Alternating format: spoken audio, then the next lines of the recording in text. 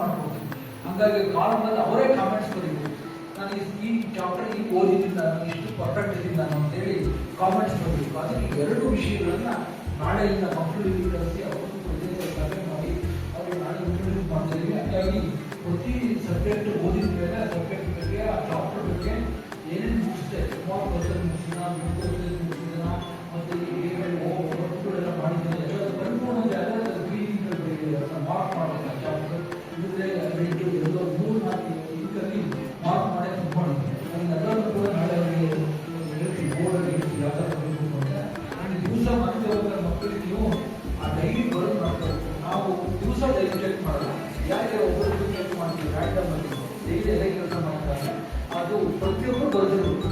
ಆ ಥರ ನಾವು ಸ್ಟಿಕ್ ಮಾಡ್ತೀವಿ. ನೀವು ಕೂಡ ಸಾಯಂಕಾಲ ಅದನ್ನು ಕೋಆಪರೇಟ್ ಮಾಡಿರ್ತೀವಿ. ಮತ್ತು ಎರಡನೇದು ಲಾಸ್ಟ್ ಪಾಯಿಂಟ್ ಅಂದರೆ ಪ್ರತಿ ವರ್ಷನೂ ಕೂಡ ಪ್ರತಿದಿನ ಕೂಡ ಕ್ಲಾಸ್ ಮಾಡ್ತಕ್ಕಂಥದ್ದು ಮತ್ತು ಈವ್ನಿಂಗ್ ಕ್ಲಾಸ್ ಮಾಡಿ ಎಲ್ಲರೂ ಕೂಡ ಶಿಕ್ಷಕರು ಇವತ್ತು ತುಂಬ ಶ್ರಮವಾಗಿ ಮಾಡ್ತಾ ಇದ್ದಾರೆ. ಅದಕ್ಕೆ ಸ್ವಲ್ಪ ಸ್ಮಾಲ್ ಅಮೌಂಟ್ ಫಿಕ್ಸ್ ಮಾಡಿದ್ರೆ ಅವರೇ ಕಲೆಕ್ಟ್ ಮಾಡಿ ಅವರೇ ಡಿಸ್ಟ್ರಿಬ್ಯೂಟ್ ಮಾಡಿರ್ತಾರೆ. ಮ್ಯಾನೇಜ್ಮೆಂಟ್ ಸಂಬಂಧ ಇಲ್ಲ.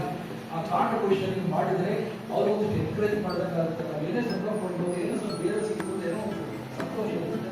ಆ ಕೆಲಸನ ನೀವು ಪೇರೆಂಟ್ಸ್ ಕೂಡ ಫೀಸ್ ಮಾಡೋದನ್ನ ಅವ್ರಿಗೆ ಕೊಡಿ, ಅವರೇ ಇದು ಮಾಡ್ತಾರೆ. ಅದು ಮ್ಯಾನೇಜ್ಮೆಂಟ್ಗೆ ಸಂಬಂಧ ಪಡೋದು. ಬಟ್ ಅವ್ರು ಹೇಳಕ್ಕೆ ಸಂತೋಷ ಪಡ್ತಾರೆ. ನಾನೇ ಹೇಳ್ತೀನಿ, ಪ್ರಮೋಷನ್ ಹೇಳ್ಬಾರ್ದು.